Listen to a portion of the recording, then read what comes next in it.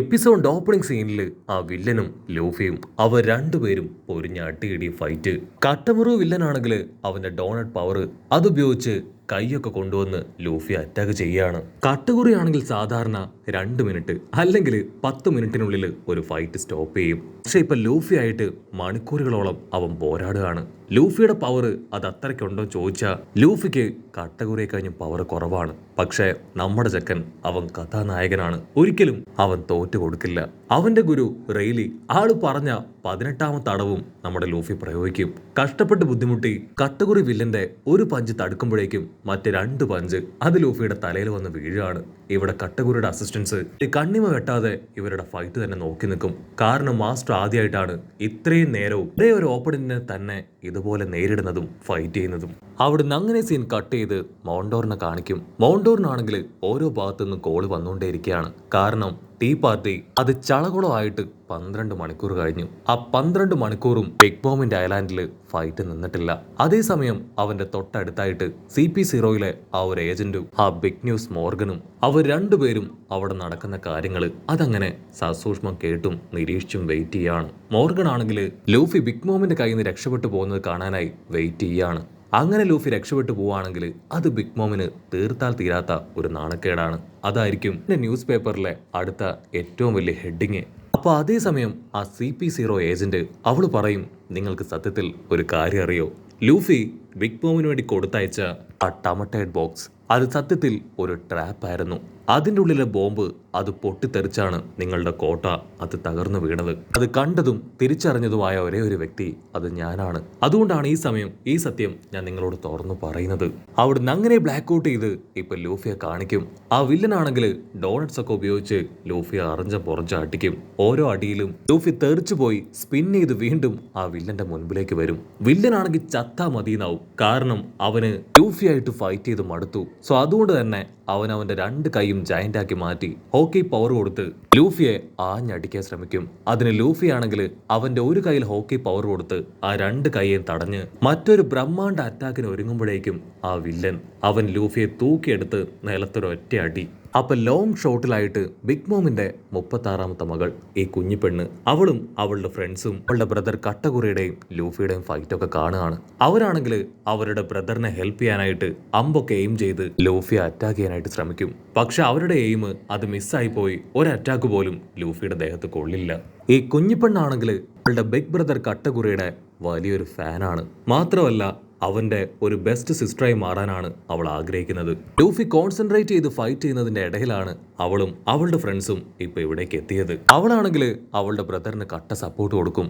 അതേസമയം ലൂഫി അവൻ ചോരയൊക്കെ തുളുമ്പി ഒരുപാട് വേദനയിൽ വീണ്ടും തോറ്റു കൊടുക്കാതെ എഴുന്നേറ്റ് വരും. കുഞ്ഞിപ്പെണ്ണിന്റെ ഫ്രണ്ട്സ് ആണെങ്കിൽ അവളോട് പറയും, നിന്റെ ചേട്ടൻ നല്ലൊരു ഫൈറ്റർ തന്നെയാണ്, പക്ഷേ നീ ഇത് കാണുന്നില്ലേ, ആ ഓപ്പണന്റ് അവൻ നിന്റെ ബ്രദറുമായിട്ട് കട്ടയ്ക്ക് ഫൈറ്റ് ചെയ്യാണ്. ഇതുവരെ ആരും നിന്റെ ബ്രദറിനോട് ഇത്രയും സമയം ഫൈറ്റ് ചെയ്ത് പിടിച്ചു നിന്നിട്ടില്ല.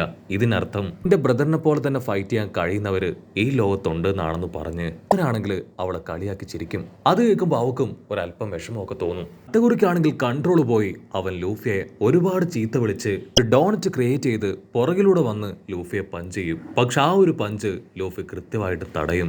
അതിന് കുറിയാണെങ്കിൽ ഒരുപാട് ഡോണറ്റ്സ് ക്രിയേറ്റ് ചെയ്ത് അതിലൂടെ എല്ലാം കൈകൾ കൊണ്ടുവന്ന് പറ ഇടിച്ച് തല്ലിക്കൂട്ടി ലൂഫിയെ ഒരു മൂലക്കിടും.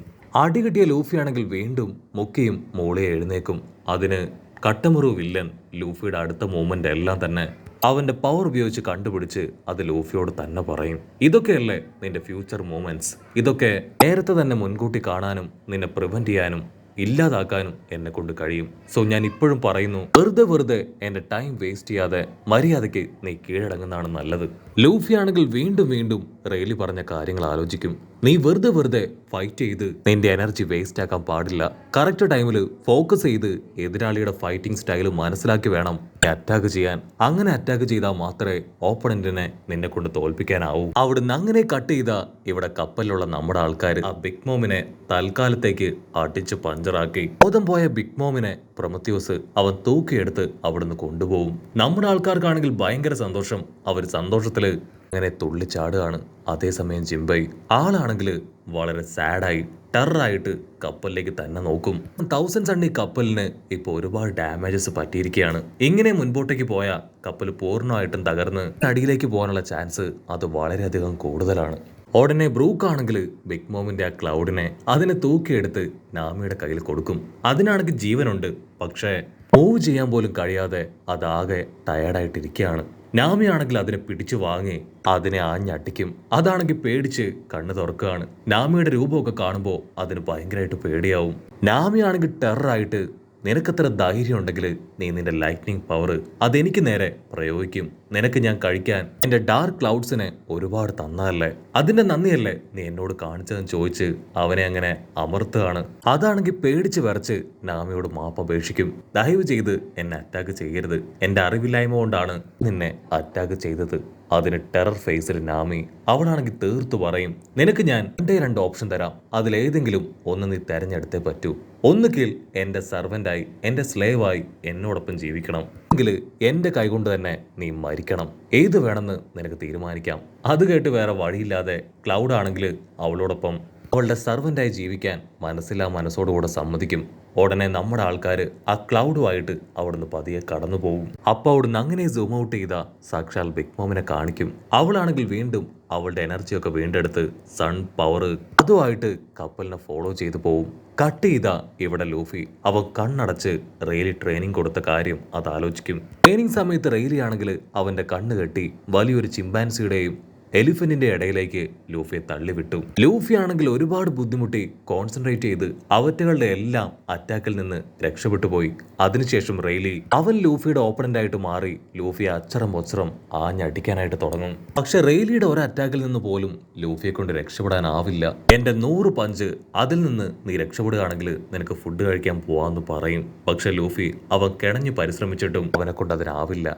ആക്ച്വലി ആനിമൽസിന്റെ അറ്റാക്കിൽ നിന്ന് വളരെ ഈസി ആയിട്ട് ഒബ്സർവ് ചെയ്ത് രക്ഷപ്പെടാൻ പറ്റും. പക്ഷെ ഹ്യൂമൻസിന്റെ അറ്റാക്ക് ഒബ്സർവ് ചെയ്യാനും തിരിച്ചറിയാനും രക്ഷപ്പെടാനും ഒരുപാട് ബുദ്ധിമുട്ടുണ്ട്. ലൂഫി ആണെങ്കിൽ മണിക്കൂറുകളോളം റെയിലിയുമായിട്ട് ഫൈറ്റ് ചെയ്യും. പക്ഷേ ഒരൊറ്റ പഞ്ചിൽ നിന്ന് പോലും അവന് രക്ഷപ്പെടാനാവില്ല.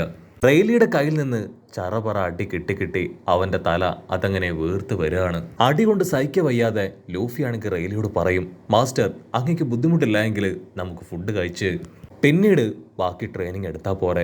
അതിന് റെയിലി പറയും, നീ നിന്റെ ഓപ്പണന്റിനോട് ഇതുപോലെ സംസാരിക്കോ? ഇപ്പൊ ഞാൻ നിന്റെ വെറും ഓപ്പണന്റ് മാത്രമാണ്. സോ ഓപ്പണന്റ് ആണെന്ന് കരുതി എന്നോട് ഫൈറ്റ് ചെയ്ത് ജയിക്കാൻ പറഞ്ഞ് വീണ്ടും വീണ്ടും അവൻ ലൂഫി അറ്റാക്ക് ചെയ്യും. നീ ഫോക്കസ് ചെയ്ത് അറ്റാക്ക് ചെയ്യാൻ പറഞ്ഞ് റെയിലി ആണെങ്കിൽ ഇപ്പൊ ഫുഡൊക്കെ കുക്ക് ചെയ്ത് ലൂഫിയെ കൂടുതൽ വെറുപ്പിക്കും. കൺട്രോൾ പോയ ലൂഫി ആണെങ്കിൽ ഫുഡിനെ സ്മെല്ല് ചെയ്ത് ഫുഡ് ഇടിച്ച് തെറിപ്പിക്കും. അത് കണ്ട് കലി കയറിയ റെയിലി, നിന്നോട് ഞാൻ 100 തവണ പറഞ്ഞിട്ടുണ്ട്, ലക്ഷ്യമില്ലാതെ വെറുതെ ചറപറാന്ന് ഫൈറ്റ് ചെയ്യാൻ പാടില്ല എന്ന് പറഞ്ഞ് അവനാണെങ്കിൽ ലൂഫിയുടെ മുഖത്ത് ആഞ്ഞടിക്കും. റെയിലി ആണെങ്കിൽ നിർത്താതെ അവനെ ആഞ്ഞടിച്ച് സെൻസ് ചെയ്യാനായി പറഞ്ഞുകൊണ്ടേയിരിക്കും.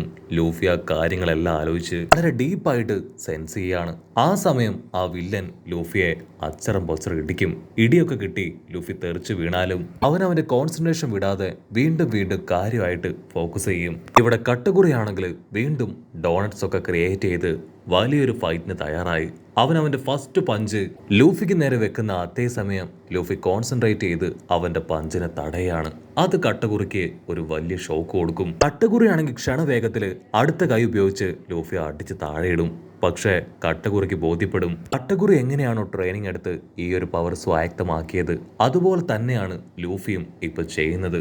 കിട്ടിയ ലൂഫി ആണെങ്കിൽ ടെററായിട്ട് കട്ടകുറിയെ നോക്കുന്നതോട് കൂടെ ഈ ഒരു എപ്പിസോഡും അവസാനിക്കുന്നു.